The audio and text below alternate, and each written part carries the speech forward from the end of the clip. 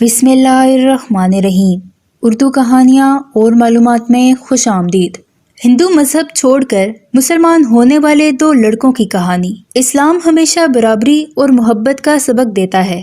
یہ ایسا مذہب ہے جو کسی پر ظلم یا کسی سے زیادتی کرنے کا درس نہیں دیتا، ہر معاملے کو پیار اور احترام کے ساتھ حل کرنے کا کہتا ہے۔ تاہم اسلامی تعلیمات سے متاثر ہو کر بلوچستان سے تعلق رکھنے والے دو ہندو لڑکوں نے اسلام قبول کیا اور مسلمان ہو گئے۔ صوبہ بلوچستان کے شہر سبی سے تعلق رکھنے والے دو نوجوان جن کا مذہب ہندو مت تھا، انہوں نے اسلام قبول کیا اور مسلمان ہو گئے۔ دھیرج کمار نے اپنا نام تبدیل کر کے عبد المعیز رکھا، جبکہ نکھل نے اپنا نام محمد عبداللہ رکھ لیا۔ دونوں نوجوانوں نے اسلام آباد کی مسجد میں اسلام قبول کیا۔ انہوں نے اسلام کی خوبصورتی دیکھ کر اس مذہب کا انتخاب کیا اور ان پر کسی کی جانب سے دباؤ نہیں ڈالا گیا۔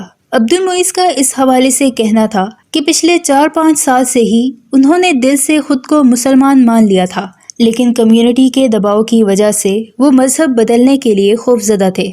عبد المعیز اور محمد عبداللہ نے تمام ڈر اور اندیشوں کو پس پشت ڈالا اور اپنی زندگی کا سب سے بڑا فیصلہ کیا۔ ماضی میں بھی ہم اس طرح کی کئی مثالیں دیکھ چکے ہیں جب غیر مسلموں نے اسلام کی تعلیمات اور اس مذہب سے متاثر ہو کر اسلام قبول کیا۔